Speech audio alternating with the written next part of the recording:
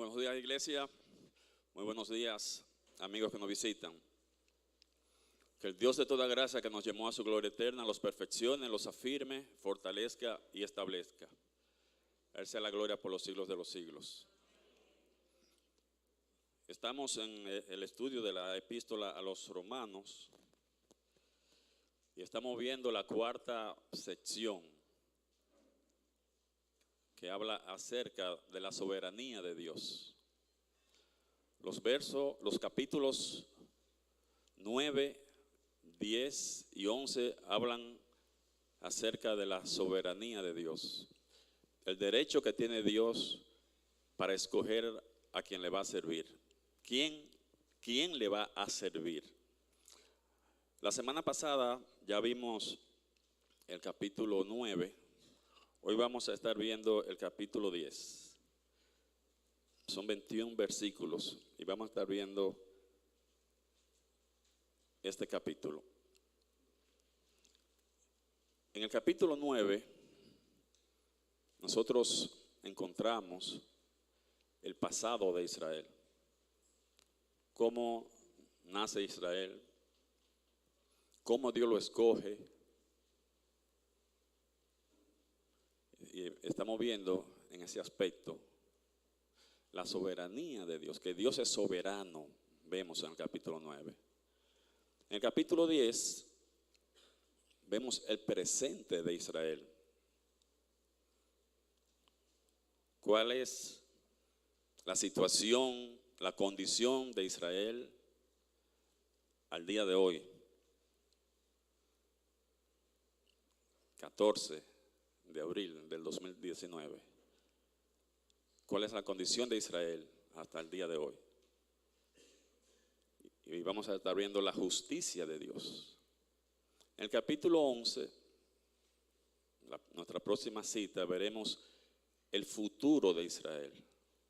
¿Se va a mantener así como está? ¿Qué va a pasar con Israel? ¿Hay promesas para Israel? Entonces, en el capítulo 11 vamos a ver entonces la fidelidad de Dios, a Dios cumpliendo lo que le ha prometido a Israel. Vamos a ver el capítulo 10, vamos a leerlo completo. En esta sección, la sección que habla de la soberanía de Dios, estamos viendo la relación de Dios con Israel. No habla de otra cosa. Todo es sobre la relación de Dios con Israel. Y dice la palabra de Dios: hermanos, ciertamente el anhelo de mi corazón y mi oración a Dios por Israel es para salvación. Porque yo les doy testimonio de que tienen celos de Dios, pero no conforme a ciencia. Porque ignorando la justicia de Dios y procurando establecer la suya propia, no se han sujetado a la justicia de Dios. Porque el fin de la ley es Cristo, para justicia a todo aquel que cree. Porque de la justicia que es por la ley, Moisés escribe así: el hombre que haga estas cosas vivirá por ellas. Pero la justicia que es por la fe dice así: no digas en tu corazón, ¿quién subirá al cielo? Esto es, para traer abajo a Cristo. O, ¿quién descenderá al abismo? Esto es, para hacer subir a Cristo de entre los muertos. Mas, ¿qué dice? Cerca de ti está la palabra, en tu boca y en tu corazón. Esta es la palabra de fe que predicamos.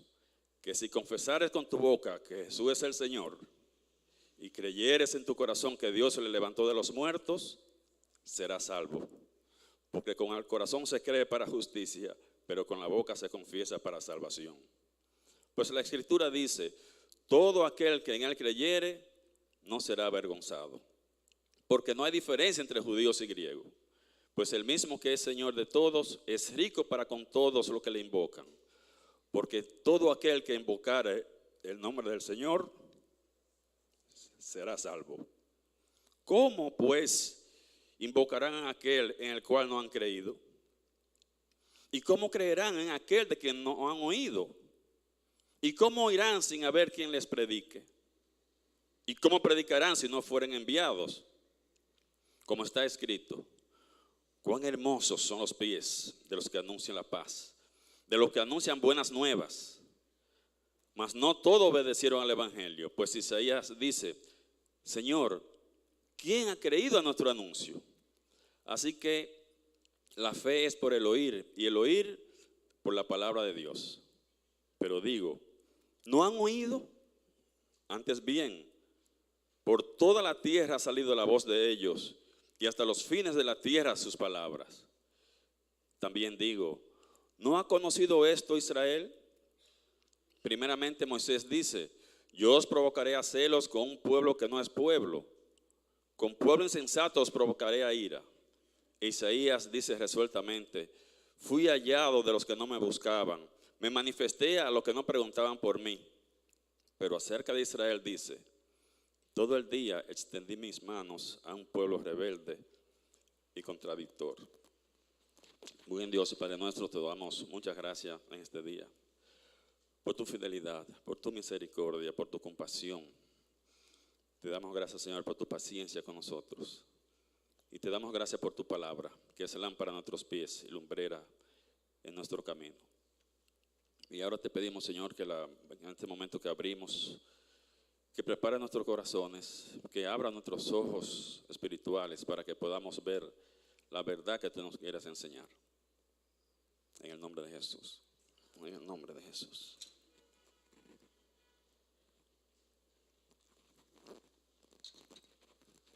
En esta sección, en esta parte que vamos a estar viendo acerca del presente de Israel, de la justicia de Dios, veremos 5 aspectos de esta relación de Dios con Israel. Primero vamos a ver cuál es la situación, cuál es la condición actual de Israel. Segundo, ¿por qué el rechazo de Dios? Tercero, ¿qué debe hacer Israel para librarse de la ira de Dios? Cuarto, la provisión de Dios, lo que Dios ha hecho para poder librarlo. Y como final, de último, vamos a ver entonces cuál ha sido la respuesta de Dios. ¿Cuál es la situación, la condición actual de Israel? Ese es el primer punto. La condición actual de Israel es que está en el foco de la ira de Dios. Israel es blanco de la ira de Dios actualmente. Dice el verso 1, hermanos, ciertamente el anhelo de mi corazón y mi oración a Dios por Israel es para salvación. Una de las verdades que aprendimos la semana pasada cuando estuvimos viendo el capítulo 9 es que Israel como nación está en el objetivo de la ira de Dios. Que Israel es uno de esos vasos de ira preparados. Igual que fue el faraón, igual que fue Sodoma, igual que fue Gomorra, Israel es uno de esos vasos de la ira de Dios. Está en el blanco de la ira de Dios. La nación ha tenido una grave colisión, un grave choque, un grave tropezón con esa piedra de tropiezo que Dios puso en Sión. Él dijo que iba a poner una piedra de tropiezo. Israel tropezó con su Mesías, con esa persona a quien Dios le envió. Y ahora lo que urgentemente necesita Israel es ser liberado de la ira divina. Ahora la necesidad de Israel es ser liberado de ese estatus, de esa condición de ser un objeto de la ira de Dios. Desde que Israel rechazó a Jesús, cuando un día como hoy, Domingo de Ramos, Jesús entró a Jerusalén ofreciéndose como su Mesías. Aquí viene tu Mesías. Y fue rechazado por Israel. Desde ese momento hasta hoy, Israel está en el blanco de la ira de Dios. Recuerden Romanos 1:18, un versículo clave. Romanos 1:18, que dice: porque la ira de Dios se revela desde el cielo contra toda impiedad e injusticia de los hombres que detienen con injusticia la verdad. Si usted no ve que Israel califica aquí, vamos a ver 1 Tesalonicenses 2, 15 y 16, y dice, hablando de los judíos, hablando de Israel, dice: los cuales mataron al Señor Jesús y a sus propios profetas, y a nosotros nos expulsaron, y no agradan a Dios, y se oponen a todos los hombres. Están obstruyendo la verdad, impidiéndonos hablar a los gentiles para que estos se salven. Así colman ellos siempre la medida de sus pecados, pues vino sobre ellos la ira hasta el extremo. La ciudad de Jerusalén fue devastada. La ciudad, los muros, el templo, todo fue destruido en Israel en el año 70 después de Cristo por los romanos. El general Tito Vespasiano, al frente del ejército romano, lo destruyó. Israel fue esparcido por todo el mundo. Hasta aquí cayeron judíos. Por todas partes del mundo fueron esparcidos los judíos. En el año 1945, en la Segunda Guerra Mundial, 6 millones de judíos fueron eliminados en campos de concentración, en cámaras de gas. Hoy día, Israel es un campo de guerra, es un campamento de guerra. Todo el adulto tiene que hacer el servicio militar obligatorio. Todo el adulto, varón y hembra, tiene que saber manejar un arma de fuego, un arma de guerra. Varones y hembras. Ahí no hay tranquilidad. Ahí suena la sirena, la alarma constantemente y hay que correr a los refugios. Eso es la ira de Dios. Esa es la ira de Dios. Pero aunque es cierto que Israel está bajo la ira de Dios, todavía el pensamiento de Pablo es positivo. Pablo todavía está optimista y el deseo de su corazón, la oración a Dios, es que ese estado, esa situación de Israel de incredulidad pueda ser cambiado por medio de la liberación. Esa es la oración de Pablo, esta es la petición de Pablo, y esto nos remonta, nos devuelve a Romanos 9:3, cuando él dice: cuánto ama a Israel, que está dispuesto a cualquier sacrificio, a ser anatema, a ser separado de Cristo por amor a Israel. Fuertemente insiste que él quiere ver a Israel bien, con buena relación con Dios. Y cuando él usa esta palabra salvación, cuando habla de la palabra salvación en el verso 1, esta palabra no está hablando de justificación, no está hablando de ir al cielo, de ser librado del infierno. Esta palabra debe entenderse como liberación, de ser librado de algo temporal, de la ira de Dios, de la ira temporal de Dios. Pablo está orando por esto, de que Israel sea librado de la ira de Dios. No está hablando de salvación para ir al cielo. Liberación, una liberación temporal.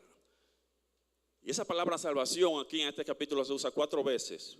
Y cuando usted lo vea en Romanos 10, la palabra salvación está hablando de liberación, de ser librado de una situación, de una condición temporal. Pablo más que nadie sabe cómo se salva a la gente. Y nunca dijo Pablo, nunca nos enseñó que tenemos que estar orando para que la gente se salve. Si usted le está pidiendo a Dios: Señor, salva a mi papá, Señor, salva a mi familia, Señor, salva a mis hijos. Si ellos no ponen la fe en Cristo, ¿qué pasó? ¿Dios es responsable? ¿Dios es el culpable? ¿Dios no quiso salvarlo? ¿Dios no contestó la oración? Cada persona es responsable. La salvación es de Dios. Dios ha hecho todo, Dios ha puesto todo y ahora te está ofreciendo un regalo. Pero tu responsabilidad es: ¿la acepto o lo rechazo? Dios no manda a nadie al infierno. Usted decide. Usted decide. Dios no es responsable. Dios no salva de una manera masiva, colectiva. Dios no va a salvar a Israel como ciudad. Ya lo habíamos visto, que no nos salvamos por raza, por ser judíos. Todos los judíos no se van a salvar. Pablo sabe cómo se salva la gente. Él no está orando para que el pueblo entero, todos los judíos sean salvos. Lo ha dicho anteriormente, que no es por raza, que simplemente tiene que poner la fe en Cristo. Podemos orar, Señor, salva a Santiago. Es una oración que no va a ser contestada. Señor, salva a Santiago. Vamos a orar para que Santiago sea salvo. No va a ser contestada. La salvación no es masiva. Es personal. Relación personal con Dios. No porque vamos a orar para que Santiago sea salvo. Como yo soy de Santiago, yo soy salvo. Pablo está orando por una liberación de un peligro o de una situación temporal. Ahora, ¿podemos orar por Santiago por una situación de peligro? Que nos libre, ¿podemos orar? Claro, legítimo. Que no haya un terremoto, que el ciclón se desvíe, que la presa no se desborde, que no se rompa. Todas son cosas que podemos orar. Pero orar para que todos los santiaguenses vayan al cielo, es una oración que no va a ser respondida. Así que Israel está bajo el foco de la ira de Dios. Y Pablo está orando para que sea librado de la condición, de esa situación en que está ahora. En segundo lugar, segundo aspecto que vamos a ver, ¿cuál es el motivo del rechazo? ¿Por qué está Israel en esa condición?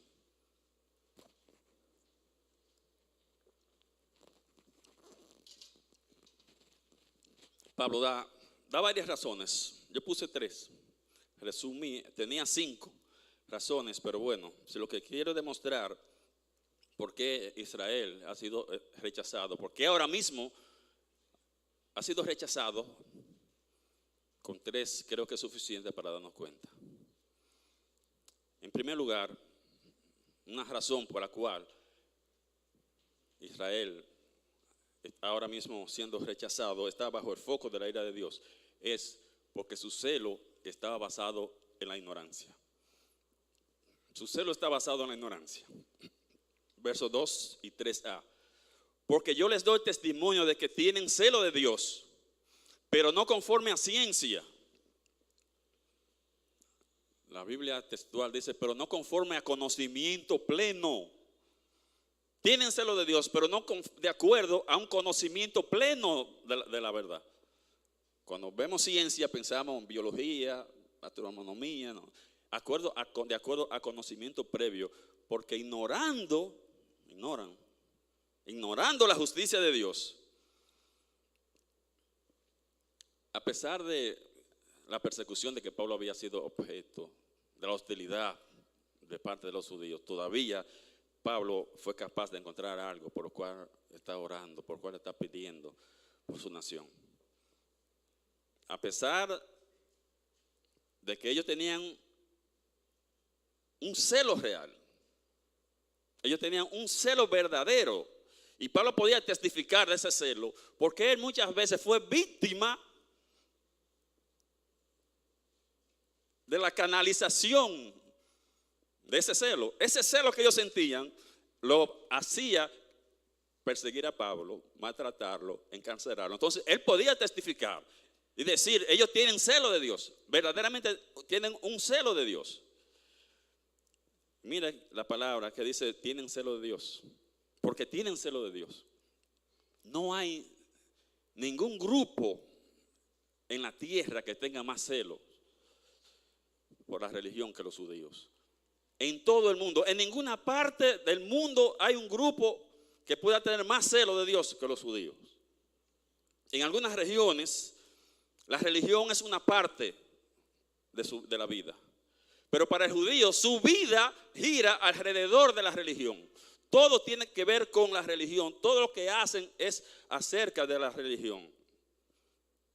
La religión lo consume. Ellos eran celosos de Dios, pero no de acuerdo a conocimiento. Pablo testifica que cuando él era fariseo, Antes de cambiar de religión, Pablo cambió de religión. Algunos dicen, yo no cambio porque yo nací ahí, y persisten en el error. Pablo dijo, yo no me voy a quedar en el error, yo voy a cambiar. Antes de cambiar, antes de él aceptar a Cristo como su Señor y Salvador, él dice, yo era celoso. Y podemos ver en Filipenses capítulo 3, los versos 4, 5 y 6, dice Pablo, testificando de su celo, de cómo era él. Aunque yo tengo también de qué confiar en la carne. Si alguno piensa que tiene de qué confiar en la carne, yo más. Circuncidado al 8º día, del linaje de Israel, de la tribu de Benjamín, hebreo de hebreos, en cuanto a la ley, fariseo, en cuanto a celo, perseguidor de la iglesia, en cuanto a la justicia que es en la ley, irreprensible. Eso está diciendo Pablo, que antes de él ser creyente, antes de él aceptar a Cristo, era un terrorista religioso, que él atacaba a cualquier religión, tenía celo. Una religión no lo va a salvar a usted, por más celo que usted tenga. Puede tener todo el celo que usted quiera, pero ninguna religión lo va a salvar. Lo salva una relación con Cristo. Una relación. Y Pablo dice que él era celoso, y ellos son celosos los judíos hoy día, pero no, su celo no está basado en el conocimiento. Y esto describe a muchas sectas, a muchas religiones hoy en día. Son así. Testigos, mormones, adventistas, tienen celo de Dios, pero su celo está basado en la ignorancia. Tienen un celo verdadero. Conozco personas que tienen un estándar moral mucho más alto que el mío, pero están confiando en su propia justicia. Están confiando en la justicia que es por la ley. Su celo no está basado en el conocimiento. Está basado en la ignorancia. Leí en una ocasión, en un programa de televisión, se llevó una niña con una enfermedad terminal del hígado. Había que hacerle urgentemente un trasplante de hígado para poder sobrevivir. Y mucha gente que estaba viendo el programa de esto, algunos se sensibilizaron y llamaron al programa y dijeron, yo estoy dispuesto a regalar uno de mis hígados. Eso es celo sin conocimiento, porque nomás tenemos un solo hígado. Celo sin conocimiento. Y esa expresión, cuando él dice ignorando la justicia de Dios, él está hablando acerca de la justicia que viene por poner nuestra fe en Cristo Jesús. Está ignorando la justicia de Dios. Eso que viene por poner la fe en Cristo Jesús. Segunda razón por la cual ahora están en rechazo, por la cual ahora están bajo la ira de Dios, es que ellos han establecido su propia justicia. Han establecido su propia justicia. Ellos han decidido cómo aquellos se van a salvar. Ellos mismos dicen, dice el verso 3, porque ignorando la justicia de Dios y procurando establecer la suya propia, han establecido su justicia, no se han sujetado a la justicia de Dios. No se han sujetado a la justicia de Dios. Israel es ignorante de esa justicia. Entonces ellos están tratando de establecer la suya propia. ¿Cómo se salvan ellos? Ellos han decidido cómo nos salvamos. Por la ley. Siguiendo la ley, guardando la ley. Y el resultado es entonces que ellos no pueden someterse a la justicia de Dios. A pesar de esa oferta de justicia a través de la fe, por medio de la fe, Israel, en lugar de aceptarla, lo que ha hecho es rechazarla. Y cuando esta oferta se le ha hecho, oferta de salvación por fe, solo por fe, en lugar de someterse a ella como la palabra de Dios, lo que han hecho es perseguirla, injuriarla y perseguir a los que la predican. y siguen con su esfuerzo de ser salvos por su propia justicia. Mire que dice que no conocían la justicia de Dios, la que viene por la fe en Cristo, y establecieron la suya propia. Y muchas personas hoy día cometen el mismo error, están cometiendo el mismo error, tratando de hacer una religión a su medida, hacer su propia religión, la que le conviene. Y usted oye decir, yo soy devoto, no me hable de esto porque yo soy devoto del divino niño. Claro, usted coge el divino niño y lo pone aquí y lo quita, lo pone para allá. Esto calma su conciencia porque usted tiene una imagen y le prende una vela, una excusa. Estuve hablando hace poco con una dama lesbiana. Estaba borracha ese día que estaba hablando con ella. Yo soy devota de la Virgen de Fátima. Mira la cadenita y mira la medallita. La Virgen de Fátima no se está exigiendo santidad. No se está metiendo con tu vida, entonces eso te conviene, que nadie me hable, que nadie de lo que me gusta, de lo que yo estoy haciendo, satisfacer la carne. Entonces esa es mi religión, ese es mi Dios. Ahí no me están exigiendo nada. Buscando excusa, tratando de salvarse a su manera. Algunos creen en la salvación por sustracción, quitando cosas. Bueno, no voy a beber, no voy a fumar, no juego lotería. Tengo una sola mujer, entonces ya yo soy salvo. Por dejando de hacer cosas yo me salvo. Si fuera así, todos los muertos se salvaran porque los muertos no hacen nada de eso. O salvación por servicio. Tú sirves, tú haces obra, tú vas a la iglesia, tú te haces voluntario, tú ofrendas y piensan como que Dios está viendo tus obras. Si las obras buenas son mayores que las malas, entonces tú vas para el cielo. Pero Dios no evalúa así. Y es lo que Pablo está diciendo. Están tratando de establecer su propio parámetro de salvación para aparentar justo, para ser justo. En tercer lugar, la tercera causa. Primero, su celo no está basado en la ignorancia. Segundo, han establecido su propia justicia. Y tercero, están buscando excusas para no aceptar a Cristo. Buscando excusas para no aceptar a Cristo. Versos 5, 6 y 7. Porque de la justicia que es por la ley, Moisés escribe así: el hombre que haga estas cosas vivirá por ellas. Pero la justicia que es por la fe dice así: no digas en tu corazón, ¿quién subirá al cielo? Esto es, para traer abajo a Cristo. O ¿quién descenderá al abismo? Esto es, para hacer subir a Cristo de entre los muertos. Aquí Pablo está haciendo un contraste entre la justicia que es por la ley y la justicia que es por la fe, que es el mensaje que él está promoviendo, que él está llevando a los judíos.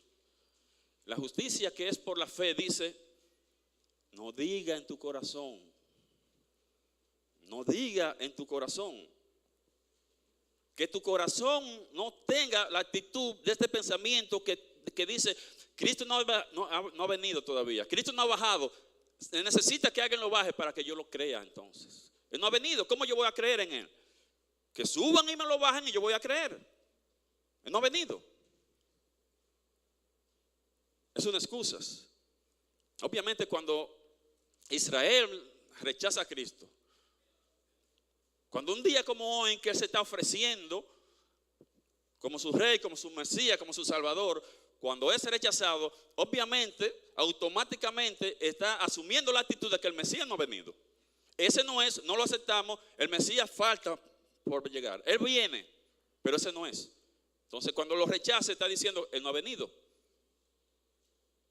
¿Y qué necesita entonces alguien que suba al cielo y lo baje?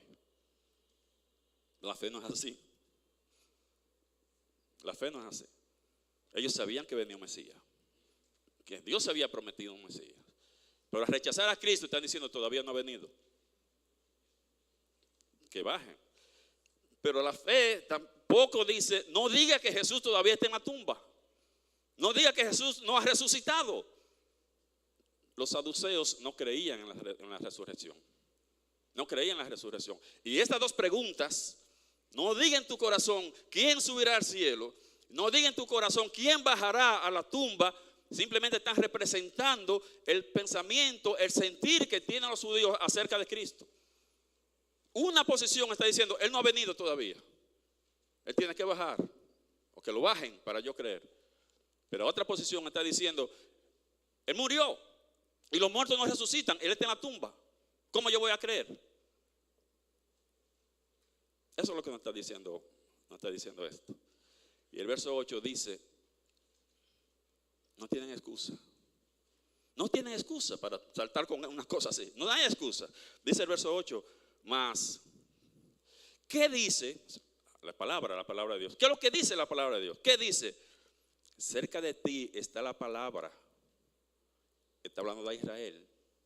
Esto es un trato, una relación con Israel. Cerca de ti no eres tú. Él está hablando a Israel. Le está diciendo, cerca de ti está la palabra, en tu boca y en tu corazón. Esta es la palabra de fe que predicamos. Cuando él dice cerca de ti está la palabra, él está citando a Deuteronomio 30:14. Si podemos verlo, Deuteronomio 30:14.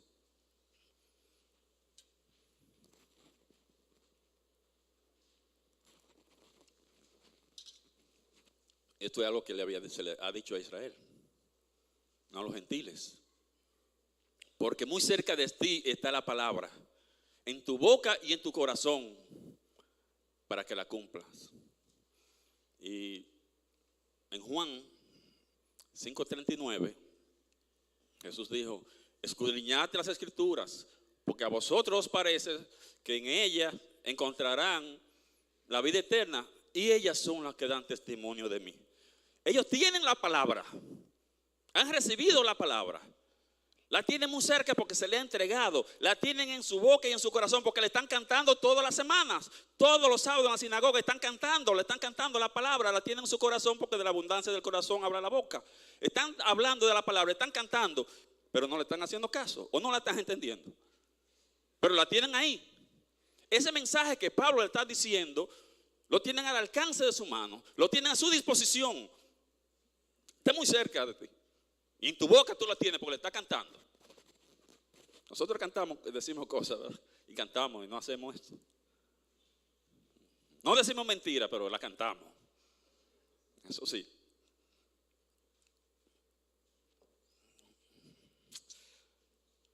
Pablo estaba presentando algo que ellos tenían ahí al alcance, algo que estaba disponible. Pero los judíos incrédulos decían que Cristo tenía que bajar o tenía que resucitar para yo creer. Pero Pablo está diciendo, ya eso ocurrió, ya las dos cosas ocurrieron. Cristo vino, murió y resucitó. Y ahora lo que se necesita es la respuesta de tu boca y la respuesta de tu corazón. ¿Cómo responde? Pero no hay que esperar a que Él venga porque ya Él vino. No hay que esperar que resucite, ya Él resucitó. Ahora, ¿cuál va a ser tu respuesta? Para tu liberación, tú tienes que responder con la boca y con el corazón. O igual que Israel, hay muchas personas buscando excusas para no creer en Cristo, para no entregarle su vida a Cristo. Muchas personas poniendo excusas. No es que en la iglesia hay muchos hipócritas. Es verdad que en la iglesia hay hipócritas que hacen mola, hay muchos hipócritas, pero en el mundo hay más, porque en el mundo son el 100%. Tú le andas corriendo a los hipócritas, salte del mundo. En la iglesia hay hipócritas, sí, pero no son todos. Hay santos, hay mucha gente buena, pero en el mundo no hay uno. No hay uno. Poses. Es que yo estoy muy joven. Cristo se entregó por ti a los 33 años. A los 33 años, no es joven. Tú quieres entregar el bagazo cuando no dé para nada, cuando Él te dio todo lo mejor de su vida, con un hombre de 33 años. Es que yo tengo que resolver algunas cositas todavía. Me faltan algunas cositas, como dijo una doña. Es que me falta un punto. Cuando yo resuelva ese punto, entonces yo me entrego a Cristo. Pero esperando el punto, cayó en coma. Punto y coma.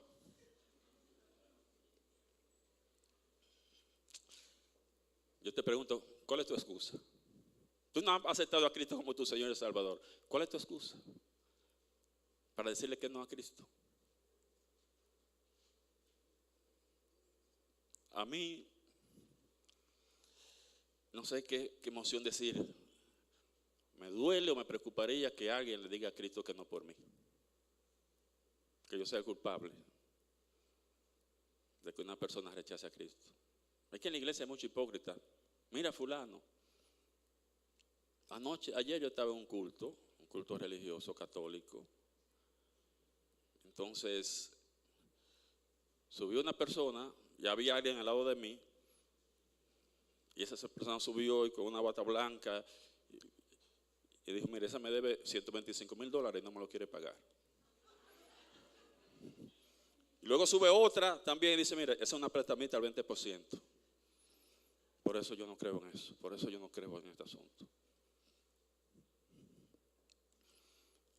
Muy bien, entonces, ¿cuál es la solución? Está bajo la ira de Dios. Las razones por los cuales están bajo la ira de Dios. Ahora, ¿cómo resuelve Israel esto? ¿Cómo se libra de la ira de Dios? ¿Cómo se libra? Versos 9 al 11. Versos 9 al 11. Que si confesares con tu boca que Jesús es el Señor y creyeres en tu corazón que Dios le levantó de los muertos, serás salvo. Porque con el corazón se cree para justicia, pero con la boca se confiesa para salvación. Pues la Escritura dice, todo aquel que en él creyere no será avergonzado. Entonces aquí hay dos cosas. Está diciendo que, ¿cómo puede Israel ser librado? Dos cosas, haciendo dos cosas. Primero, ¿cuál es lo primero que dice?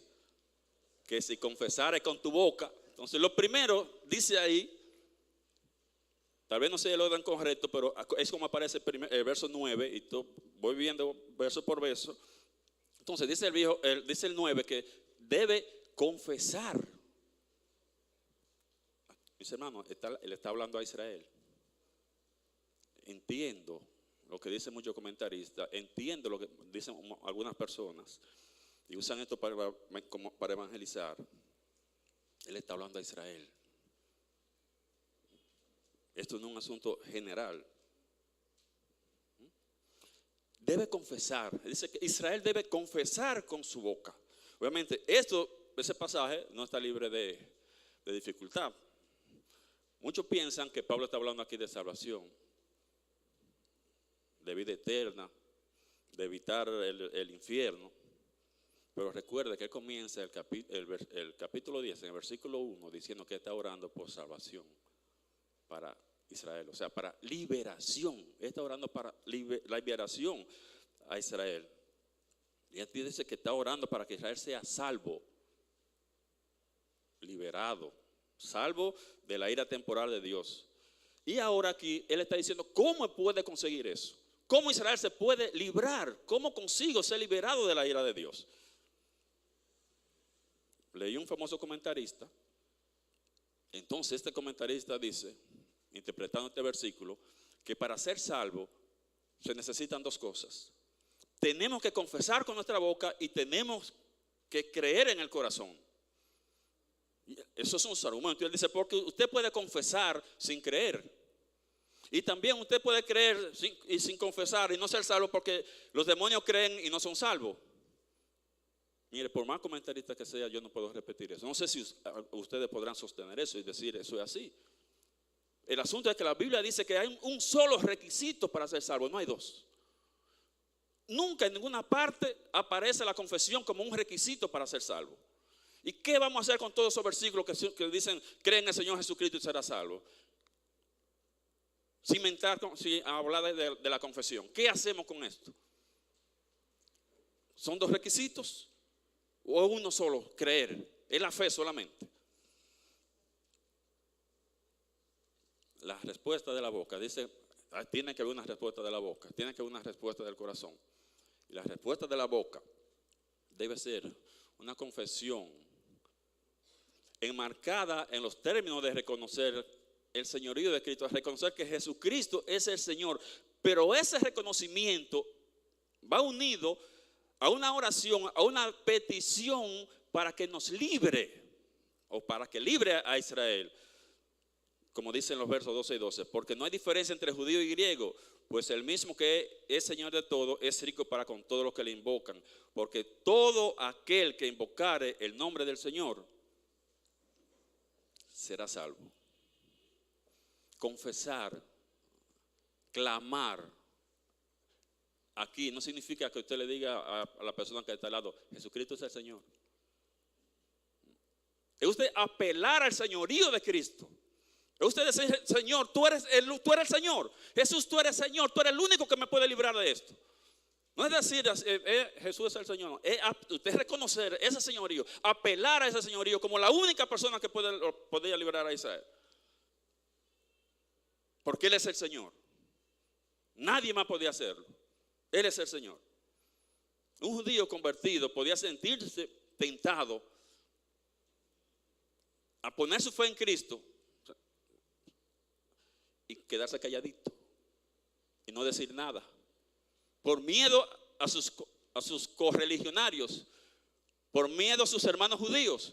Me voy a convertir, pero me voy a quedar calladito. Pero esto no está sugiriendo que si hace esto, puede que no sea librado de la ira de Dios. Va a ser salvo por la respuesta de su corazón, por lo que ha pasado en su corazón, pero no necesariamente tiene que ser librado de la ira de Dios. Jesús dijo, el que se avergüence de mí, pues yo también me avergonzaré. Tú tienes vergüenza, tú no lo quieres confesar, tú no lo quieres reconocer públicamente, entonces yo hago lo mismo. Entonces hay que confesar. Israel tiene que confesar, tiene que reconocer que esa persona que hasta hoy han estado rechazando es el Señor, para que ellos puedan ser librados de la ira de Dios. Y la segunda cosa que tienen que ver, que tiene que pasar,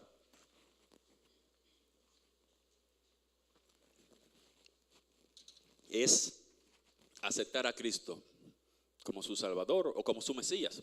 Tienen que aceptar a Cristo como su Mesías. No hay manera de que Israel pueda ser librado de la ira de Dios. Tienen que aceptar a Cristo como su Señor y Salvador. Y tienen que decirlo públicamente, reconocerlo públicamente, clamar a ese señorío. Obviamente, como decía, el primer punto que puse, decía que tiene que proclamar con su boca, tiene que confesar con su boca. El segundo dice creer, pero realmente es al revés. En el 9 está en ese orden, pero ya en el 10 Pablo lo pone en el orden correcto, porque usted no va a clamar a alguien en que usted no cree. Para usted clamar, primero tiene que creer. Entonces creer tiene que ir primero, que clamar, que confesar. Ya en el 10 él lo pone como va. En el 10 dice, porque con el corazón se cree para justicia. Ahora pone creer primero. Porque con el corazón se cree para justicia, pero con la boca se confiesa para salvación. Creer va primero que confesar. Debe creer primero. La actitud del corazón es crucial. Lo que vaya a pasar en el corazón. Cuando una persona va a clamar a Jesús, individualmente, un judío va a clamar a Jesús, primero tiene que aceptarlo como su Señor y Salvador. Primero tiene que reconocer esto. Jesús es el Señor. Dios lo levantó de los muertos. Y cuando estas dos condiciones se dan, creer, aceptar a Cristo como su Señor y Salvador, confesarlo públicamente, entonces dice la Biblia que esa persona va a ser librada, va a ser liberada de la ira de Dios. Porque todo el que invocare el nombre del Señor será salvo. Y cuando él está diciendo esto, cuando está dando esta cita diciendo todo el que invocare el nombre del Señor será salvo, él está haciendo referencia al Antiguo Testamento, una cita de Joel, capítulo 2 y verso 32. Joel 12:32. Y todo aquel que invocare el nombre de Jehová será salvo. Porque en el monte de Sión y en Jerusalén habrá salvación, como ha dicho Jehová, y entre el remanente el cual habrá llamado. Aquí Joel está hablando, cuando habla de salvación, de la gran tribulación. Joel está hablando de la gran tribulación, no está hablando de vida eterna. Ahí no está hablando de vida eterna cuando habla de salvación, no dice salvación. Está hablando de la gran tribulación. Y esa cita que estamos viendo aquí ahora en Romanos es de ahí. Y de ahí no está hablando de vida eterna, salvación como vida eterna, sino va a ser librado, va a ser liberado. La timidez de un judío a confesar su creencia era algo muy sensible para Pablo. Era algo que Pablo conocía porque él había pasado por eso. Él había sido un judío que ahora se convirtió. Él sabe lo que se siente. Y estos versículos están dirigidos a eso. A quitar la timidez. A evitar que esa persona se quede callada. ¿Por qué? ¿Por qué no se puede quedar callado? Porque todo lo que pasa en el corazón es crucial. Todo lo que pasa en el corazón es vital. Pero no es suficiente para ser liberado de la ira. Liberado de la ira, no para ir al cielo, eso es otra cosa. Lo que pasa en el corazón es crucial, es vital para ser liberado de la ira. Todo comienza en el corazón, pero el beneficio de la fe, el beneficio de aceptar a Cristo en mi corazón es la justificación, no es la liberación. El beneficio de yo aceptar a Cristo como mi Señor y Salvador es la justificación. Es la justificación. Pero no es la liberación. Mire de nuevo, vamos a ver el verso 10 de nuevo. Tal vez lo ha visto muy de pronto, tal vez lo ha visto muy rápido. El verso 10. Porque con el corazón se cree para, eso, o sea, justificación, o para ser justificado, está diciendo. Porque con el corazón se cree para ser justificado. ¿Lo ven? ¿Lo entienden? Con el corazón se cree para ser justificado. Pero con la boca se confiesa para salvación. Pero ya yo soy justificado. Si ya yo creo, ya soy justificado. Ya soy salvo. Entonces, no, hay dos cosas, como si salvación significa lo mismo que justificación, ¿está redundando? No podemos ver que son dos cosas diferentes. Aquí son dos cosas diferentes, justificación y salvación. No son sinónimos ahí, son dos cosas. Con el corazón se cree para ser justificado. Somos justificados por esto. Por la fe, aquí, en el corazón. Ahora, para ser librado, con la boca. Ya explicamos cómo. Reconociendo señorío, clamando a ese señorío de Cristo. En materia de justificación, para ser justificado, nuestro objetivo de nuestra fe, o el objetivo de nuestra fe es Cristo. Pero para ser librado, Cristo es el objetivo de nuestra confesión. Confesamos cuando ellos creen hecho justo, pero necesita confesar con sus labios para ser librado. Un judío no podía suprimir esa verdad que ellos habían creído. Pablo está diciendo, no pueden suprimir esa verdad que han creído. Recuerden Romanos 8:1. Porque la ira de Dios se manifiesta desde el cielo contra todo aquel contra toda impiedad e injusticia de los hombres que detienen con injusticia la verdad. Ninguna persona, sea gentil o sea judío, que suprima la verdad de Dios puede esperar de que va a ser librado de la ira. Pablo lo que le está diciendo, no se avergüencen de ser creyentes, no se avergüencen de ser cristianos. Háblalo con tu boca, confiésalo. El cuarto punto es, ¿qué ha hecho Dios para evitar la ira, el castigo, derramar su ira? ¿Qué ha hecho Dios para Israel o por Israel?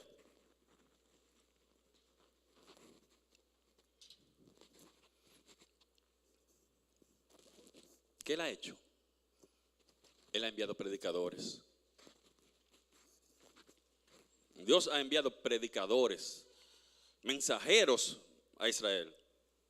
Dicen los versos de 14 al 17, ¿cómo pues invocarán a aquel en el cual no han creído? ¿Y cómo creerán en aquel de quien no han oído? ¿Y cómo irán sin haber quien les predique? ¿Y cómo predicarán si no fueren enviados?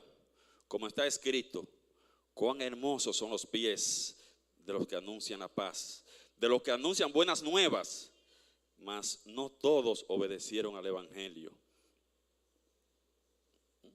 No todos obedecieron el evangelio. ¿Cuáles son esos todos? Los judíos. No todos obedecieron el evangelio. Pues Isaías dice, Señor, ¿quién ha creído a nuestro anuncio? Así que la fe es por el oír y el oír por la palabra de Dios. Dios no quiere castigar a su pueblo. Dios no es un sádico que goza, que disfruta castigando a su pueblo o verlo sufrir. Y por eso Él ha enviado mensajeros a Israel. Ha enviado predicadores a Israel. Pero ellos no han escuchado. Israel está bajo la ira de Dios y necesita el mensaje del evangelio de Pablo. Ese mensaje que Pablo estaba llevando. Y estos versos muestran la lógica de la predicación. Como una cadena. Esa es la lógica de la predicación. Si Israel va a clamar, si Israel necesita clamar a Cristo, primero tiene que creer. Nadie va a clamar si no cree. Primero tiene que creer. Pero para creer, la fe viene por el oír. Para creer, primero ellos tienen que escuchar acerca de Cristo. Por eso el predicador humano es tan necesario hasta para los judíos. Usted necesita un predicador humano que lleve ese mensaje. Cada vez que Pablo iba a una ciudad, ¿dónde iba primero? Cada vez que iba con un plan evangelístico, Pablo llegaba a una ciudad a evangelizar. ¿Dónde iba primero? A la sinagoga, a llevarle mensaje a los judíos, a predicarle primero a los judíos. Romanos 1:16 dice, al judío primeramente y también al griego. Primero iba a los judíos. Él dice, ¿cómo predicarán si no han enviado? Y Pablo dice, yo fui enviado por Dios. Yo fui enviado por Dios. Romanos 1:1, él dice, soy un portador legítimo del mensaje. Soy el portador legítimo del mensaje que he llevado a Jerusalén y todo el imperio romano. Pablo, siervo de Jesucristo, llamado a ser apóstol, apartado para el evangelio de Dios. Sigue diciendo que él ha prometido antes por sus profetas en las Santas Escrituras, o sea, apartado para llevar ese mensaje. Dice Pablo que él está encomendado. Y dice el verso 15, ¿y cómo predicarán si no fueren enviados? Verso 15, ¿cómo predicarán si no fueren enviados? Como está escrito, cuán hermosos son los pies de los que anuncian la paz, de los que anuncian las buenas nuevas. Aquí de nuevo hay una cita del Antiguo Testamento, de Isaías 52:7. Isaías 52:7, esa cita que le está diciendo, cuán hermosos son los pies, es una cita del Antiguo Testamento.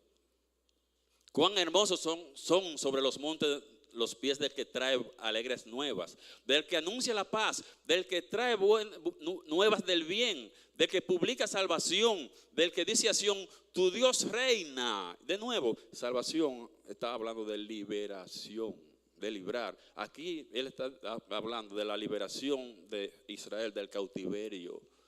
Israel estaba en cautiverio cuando Isaías está diciendo esto. No está hablando de gentiles, no está hablando de salvación, de ir al cielo Isaías no estaba hablando de esto.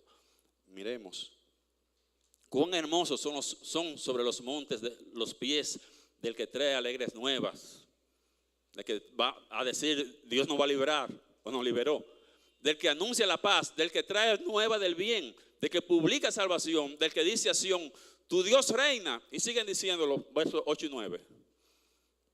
Voz de tus atalayas, alzarán la voz, juntamente darán voces de júbilo, porque ojo a ojo verán que Jehová vuelve a traer a Sión.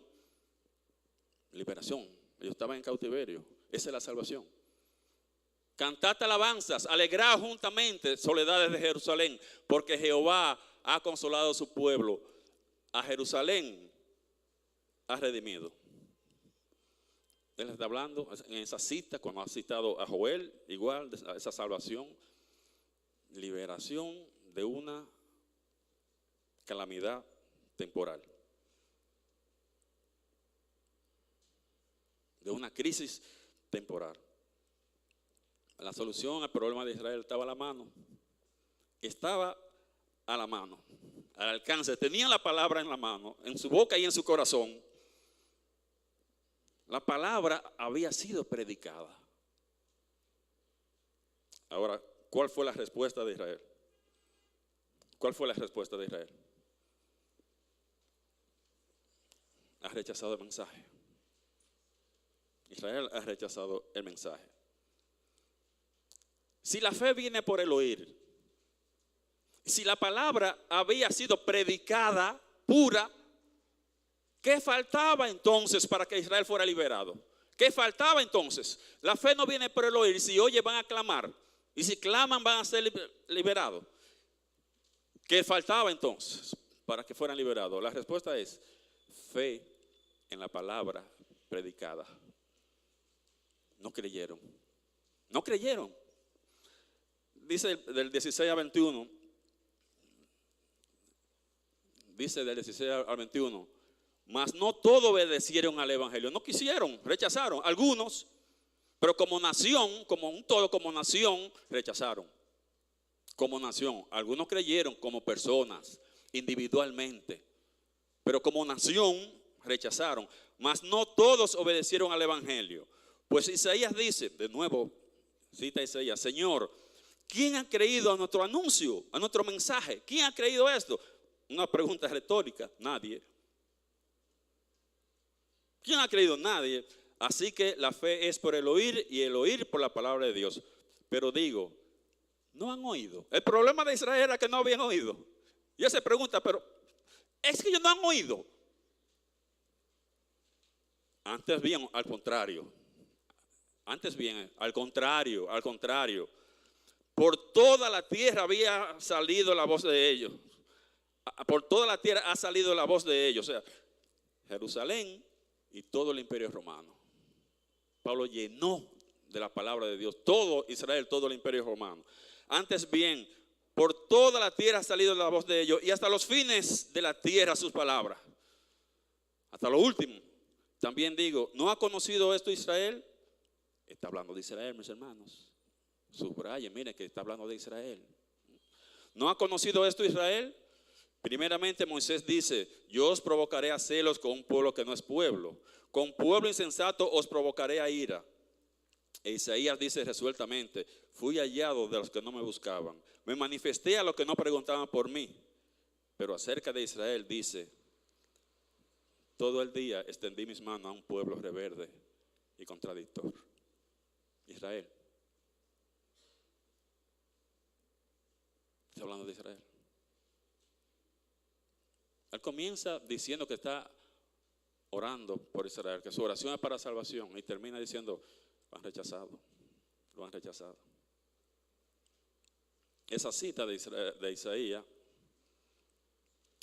que él hace, Pablo hace aquí de Isaías 53:1. Isaías 53:1. ¿Quién ha creído a nuestro anuncio? ¿Y sobre quién se ha manifestado el brazo de Jehová? Pablo está lamentando el rechazo de Israel de su Mesías. El Mesías sufriente, muerto y resucitado. había rechazado el medio que Dios había dispuesto para librarlo. Eso es Israel hoy. Eso es Israel hoy. El problema no era que no se le había predicado. El problema no era que ellos no habían oído. Si ellos no lo oyen, si no se les predica, estaba bien. Es comprensible. Pero el mensaje se le había llevado a ellos primero. Se iba a ellos primero. Y no solamente en Jerusalén, sino por todo el Imperio Romano. Con esas dos citas de Isaías, Pablo termina su explicación sobre el estado actual de Israel. En este momento, incredulidad. Es el estado de Israel, la situación de Israel hoy día, incredulidad. Lamentablemente, hay muchas personas que están como Israel, en incredulidad. No quieren creer, no quieren aceptar a Cristo. Han escuchado, han oído una y otra vez el mensaje, pero están poniendo excusas. Están poniendo excusas. Dios le ha mandado predicadores, le han hablado. Están tratando de hacer su propia religión. Solamente hay una forma de hacer la voluntad de Dios, y es a su manera. Y le quiero decir o pedir, si hay alguien esta mañana que esté en esa situación, que no ha hecho su decisión por Cristo, que no lo ha aceptado, que ha estado poniendo excusas, a pesar de haber escuchado, hoy es un buen momento para usted hacer esa decisión y aceptar a Cristo en tu corazón. Y decir, voy a dejar de poner excusas. Yo voy a reconocer a Cristo como mi Señor y Salvador. Y se lo voy a decir a todo el mundo. Y me voy a bautizar para que se sepa públicamente que no me avergüenzo de Cristo. ¿Alguien en esta mañana quisiera hacer esta decisión? Si no lo ha hecho, si no ha puesto su fe en Cristo Jesús, y decir, yo quiero aceptar a Cristo como mi Señor y Salvador. Yo he entendido que he estado haciendo mi voluntad, poniendo excusas. Si usted quiere hacerlo en esta mañana, simplemente donde está, usted levanta la mano y dice, yo quiero aceptar a Cristo como mi Señor y Salvador.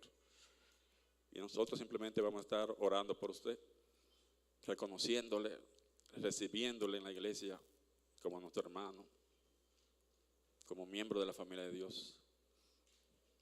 ¿Alguien quisiera hacer esa decisión en esta mañana? Que Dios bendiga su palabra.